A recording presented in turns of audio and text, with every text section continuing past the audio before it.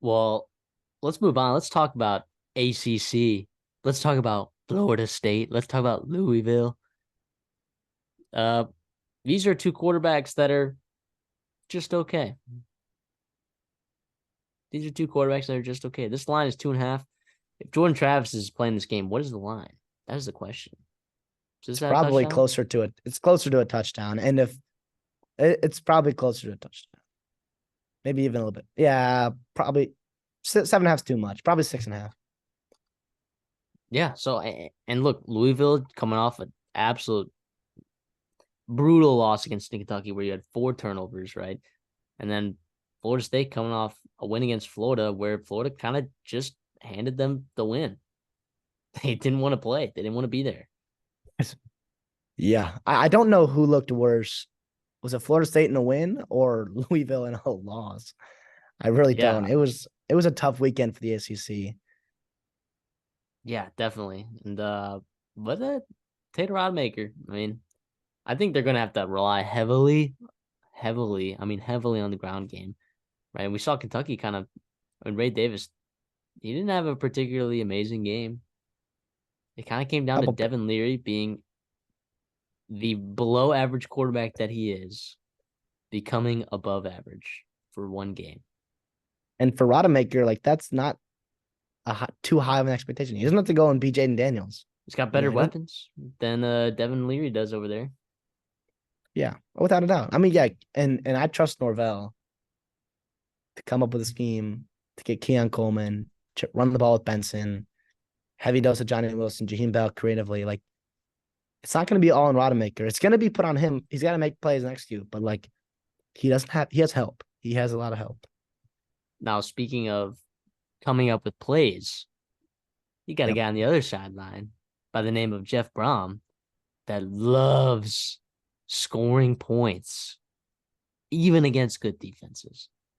I mean, look, Especially against good Louisville, defenses. yeah, Duke, they won what, 23-3 or 23-0. They didn't look particularly amazing in that game. But you know what Jeff Brom did? He took the pedal off the metal. So I think like Jeff Brom, if he needs to score points, he will find a way to score points. They just didn't score enough points last week. And the NC State game, right? That was a weird game. It was Thursday or Friday night. It's on the road, and it just felt like NC State's defense. Also, by the end of the season, we have seen that is a really, really, really talented defense that they got over there. Dave Thorne and his boys winning 9 games.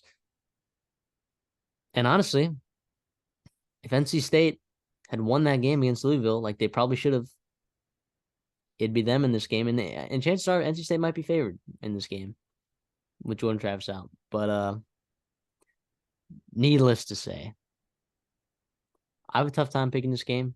I'll let you go first. Well, thank you for that. Uh, I don't know. I think if you're Louisville here, if you're a Louisville fan, you don't understand exactly what Jeff Brom does to you throughout a 12 game, 13 game season.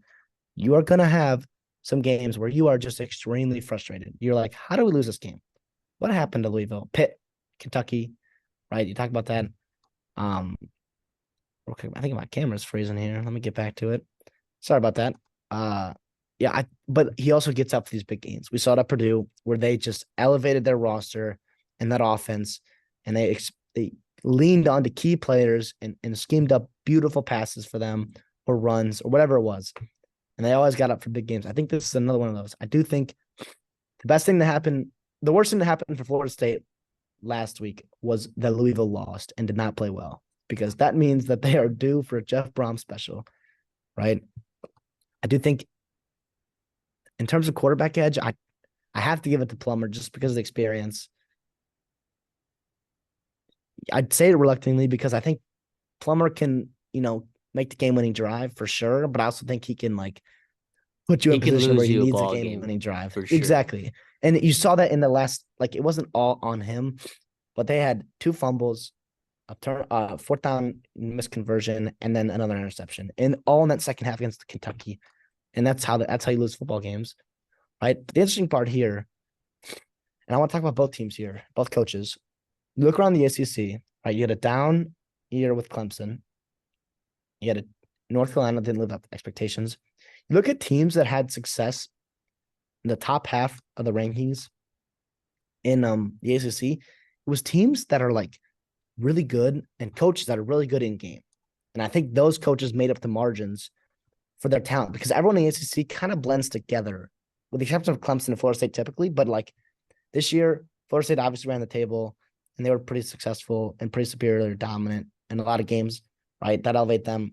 Clemson was down. I think in-game coaching, that's why you saw Louisville, you saw Dave Doran in NC State, Georgia Tech even, Brent Pry and Virginia Tech, and then obviously Duke and Mike Elko. I think that was really interesting this year. And I want to credit both these rosters, both these coaches for getting the most out of their rosters. You know what I mean? I agree. So for that reason, I don't think there's a huge coaching edge here at all on either side. I don't. But I do think that there's a talent edge here. I do. Real quick, I never get my pick. I'm a pick before you just say because you asked me to. I'm gonna take Louisville plus 2.5, and I'll take them to win. I'll explain why after, but I'll let you go. See, a lot of my picking Louisville is dependent on Jamari Thrash being super healthy. And he really hasn't been the last couple of weeks. Feels like they're trotting out like a sack of potatoes out there. And he's doing everything he can, but it's been a lot of Kevin Coleman. It's been a lot of Garendo. It's been a lot of Jawar Jordan. I'm going to take the talent edge here. I'm going to take the team that has more to play for. And give me the guy who's, look, Tate Rodemaker. He kind of settled in that second half there. He struggled in the first half for sure. And Mike Norvell said, hey, we're going to slow it down. We're going to run the football. We're going to run it well. That's what Trey Benson is a really good running back. And we're just going to play good defense. That's exactly what they did. So, give me Florida State minus 2.5. I'll fade you here. Yeah, I don't hate that at all. I think that's probably a pretty logical pick. I do like the Tate Martell. He struggled early, obviously. The moment was a little too big for him in the swamp in that first half. The game moving too fast. You mentioned that they slowed it down for him. They did a really good job of that. And I think you get another week of game prep. Hey, like Tate Rodemaker, like now you're settled in, got hit a couple times. You can really get after it this week in practice. And you beat Florida, and now you got one game season to make the playoffs. And then you got a month to prepare for whoever you got to play. Anything can happen there. I just think the reason why I'm taking Louisville here, and real quick about Jamari Thrash, I do think he is healthier, and he's getting healthier. I think he was kind of trending down in targets and completions, and last week he was up to 6 completions, more target. Like to me, that tells me that your staff believes you're healthier and getting healthier, and I hope that they're building him up back to this game here. But yeah, I think Plummer makes some plays. I think Braum schemes them open. I think they can run the football a little bit and slow down this pass rush. Florida State's guys, part of what helped them get back in the game was just Florida's incompetent offensive line, right? And like Verse and Peyton and all those guys up front, like really got after him, Max Brown there. And I think Plummer, being a little bit more veteran than Brown, right, can make some protection checks or hot key things and do things, and Braum can scheme up some good things to stop that pass rush. And that's why I give the edge here to Louisville. But I do think like all of a sudden, and I hate that Jordan Travis is not playing because I love to see him in big games. I would love to see him go dominate Louisville, yada, yada. But I think this is a really, really intriguing game now because I think the talent roster mentions a little bit higher on Florida State, but I think quarterback edge here, you got to give to Louisville. And I think that has to make a difference. And that's why this line is so low. Yeah, I just think it's fascinating. I think it's fascinating all around.